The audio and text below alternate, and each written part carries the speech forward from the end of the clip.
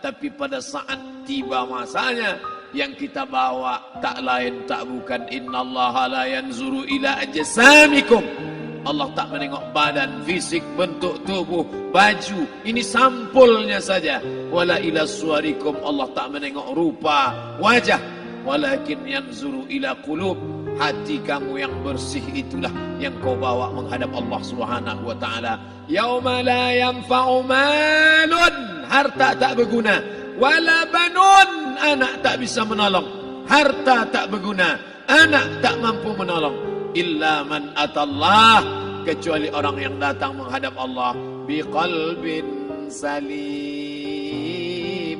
dengan hati yang bersih, hati yang tulus, hati yang memercikkan cahaya iman, hati yang bersih dari hasad, busuk hati, sum'ah, riya, takabbur.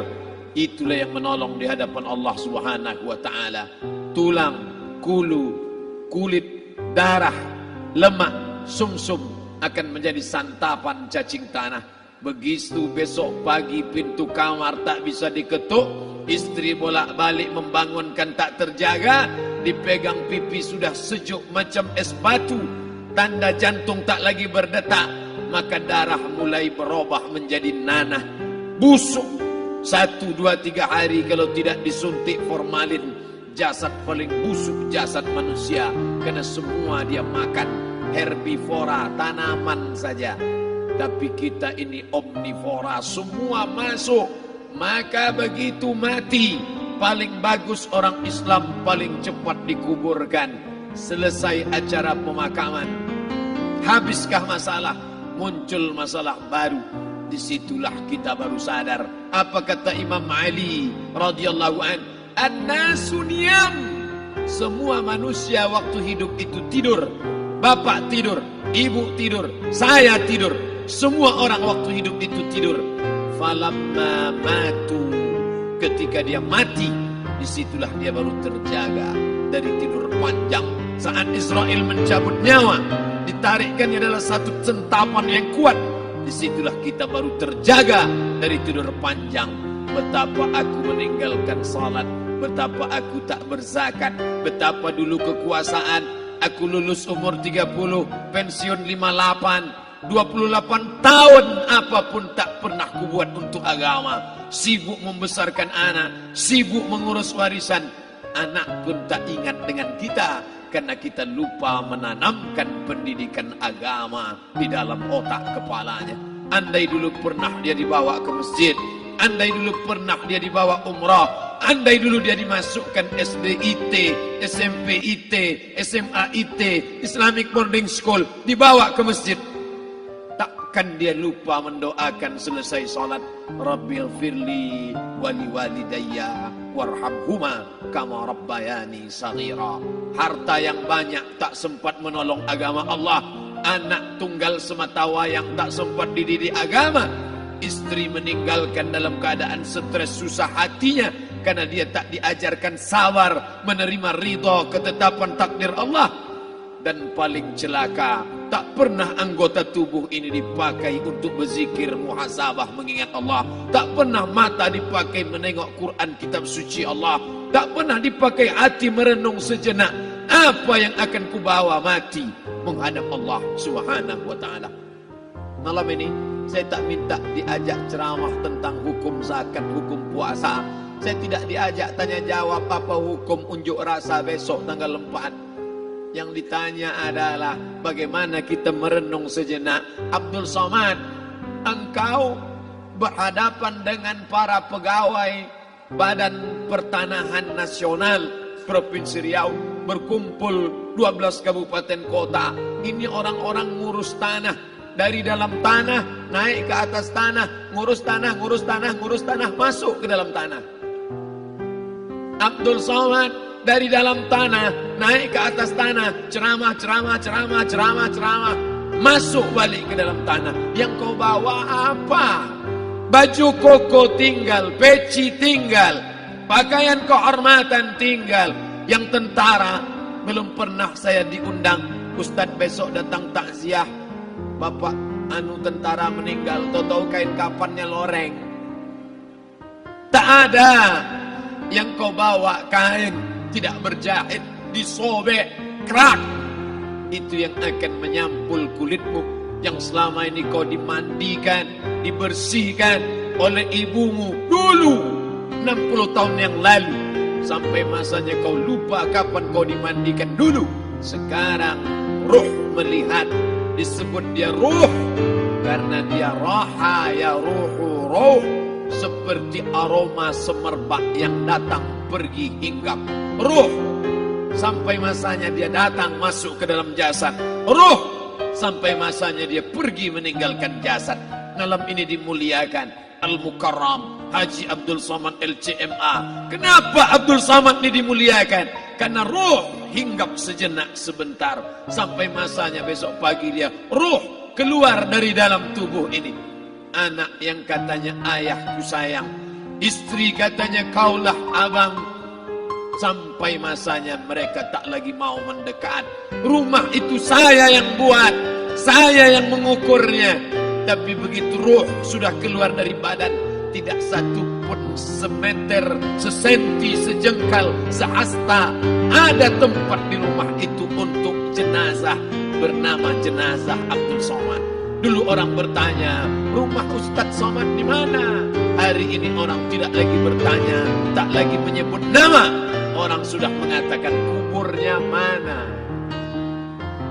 Dulu kalau dia masuk masjid, didatangi orang, disalami orang, mahasiswa, anak-anak, remaja mencium tangannya sebagai tanda hormat. Tapi begitu diletakkan keranda, kita akan sholat jenazah nanti selepas sholat zuhur. Apa kata orang? Letakkan di tepi sana, letakkan di tepi sana. Tak satu pun mau mendekat, letakkan dia di sana. Bahkan sebagian mengatakan dalam masjid, letakkan dia di luar. Dia tidak disebut engkau yang mulia, tidak digunakan kata ganti orang langsung. Letakkan dia di sana. Bahkan sebagian tak lagi, padahal tempat paling mulia sebelah kanan, orang tak lagi mau di kanan, mulai dia menjauh ke kiri. Kenapa kau ke sana? Takut aku mimpi hantu nanti malam. Mana kawan, sahabat, andai tolan, anak menantu, teman sekantor, semuanya pergi meninggalkan. Yang tetap dibawa, kalau pernah kaki melangkah salat berjamaah di masjid, kalau pernah tangan mengusap kepala anak yatim, kalau pernah tangan mengucap subhanallah. Nanti di akhir tausiah kita akan berzikir, munajat, muhasabah diri, berdoa, mengenang apa yang akan kita bawa menghadap Allah Subhanahu wa taala. Datang malaikat membawa kain kafan dari cahaya, akan menyambut ruh yang mulia. Hadis riwayat Ahmad bin Ambal dalam kitab Al-Musnad. Turun malaikat berlomba-lomba membawa kain putih dari cahaya, menunggu ruh akan keluar. Ruh menetes seperti embun di ujung daun. Daun tidak bergoyang, ranting tidak patah. Ruh menetes pelan turun ke dalam kain kafan, dibawa malaikat ke pintu langit. Tak sabar mereka menyambut. Inikah dia yang selama ini berjamaah? Inikah yang dulu ketika dititipkan kekuasaan menolong agama Allah? Kam min masyhurin fil ardi walam yakun ma'rufan fis sama. Berapa banyak yang masyhur terkenal di bumi, malaikat tak mengenal dia. Ini roh siapa? Tapi ini bukan LCMA, dia bukan ustaz, dia bukan ulama, tapi imannya dalam. Kekuasaan dipakai menolong agama Allah.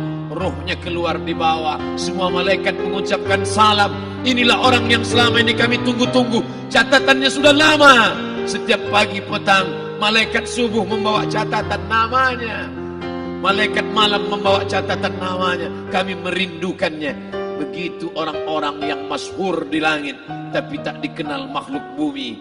Tapi ada sebaliknya, yang rohnya disentapkan, ditarik malaikat dengan begitu tarikan yang sangat kuat. Nabi bertanya saat Isra Mi'raj kepada mereka yang sudah mati ribuan tahun yang lalu, apa yang kalian rasakan? Yang satu mengatakan seperti tebasan pedang di tempat yang sama beratus kali. Yang satu mengatakan seperti kambing yang dikuliti hidup-hidup. Yang satu mengatakan seperti mata kail pancing ditarik dari kulit yang basah. Maka kita berdoa setiap selesai salat, Allahumma hawwin alaina, ringankan kami ya Allah, fi sakaratil maut, di saat sakaratul maut yang amat sangat menyakitkan itu. Dan mereka yang pergi tak pernah kembali, mereka yang mati tak pernah bercerita kecuali hanya kepada Sayyidina wa Maulana Muhammad sallallahu alaihi wasallam.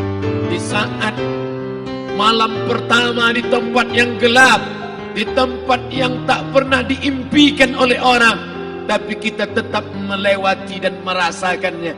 Perlahan-lahan cacing tanah, ular-ulat kalajengking akan menggerogoti kulit yang selama ini dimandikan, selama ini dipakaikan sampo yang mahal, selama ini dioleskan pelembab yang lembut. Tapi ternyata sebelum roh keluar jasad, setelah keluar, dia hanya akan menjadi santapan cacing tanah, hancur berkeping hari demi hari.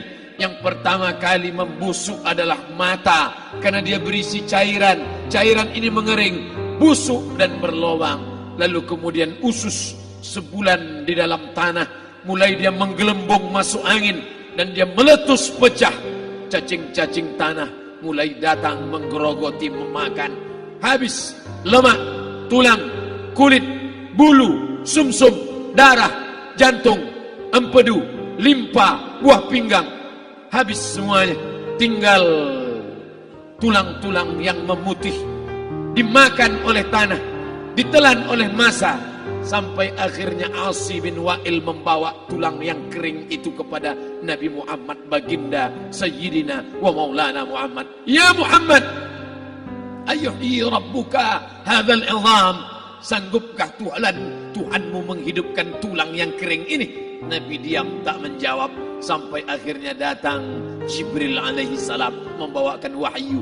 Qul, katakan kepada dia. Ayat ini dibaca malam Jumat, Bapak Ibu semua hafal, kita baca. Qul yuhyiha allazi ansha'aha awwala marrah wa huwa bikulli khalqin alim.